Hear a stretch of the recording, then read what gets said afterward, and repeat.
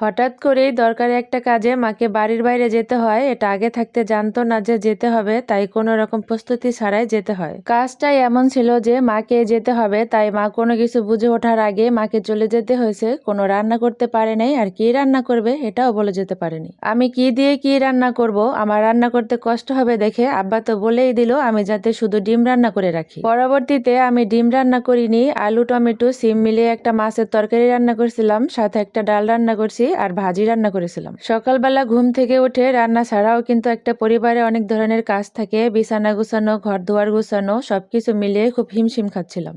যাই হোক, খুব কষ্টে সবটা সামলিয়ে নিচ্ছিলাম, সাথে আব্বা অনেক বেশি সাহায্য করছেন, না হলে আরো অনেক বেশি কষ্ট হতো। আস্তে আস্তে রান্না বান্না সহ সব কাজগুলো সেরে নিলাম। এদিকে বিড়ালদের খাবারের সময় হয়ে গেছে, ওরা খুব কান্নাকাটি করছিল, তাই ওদেরকে খাবার দিয়ে দিলাম। দেখা হচ্ছে নতুন কোনো ভিডিওতে। সবাই ভালো থাকবেন, সুস্থ থাকবেন, ফলো দিয়ে সাথেই থাকবেন। আল্লাহ হাফেজ।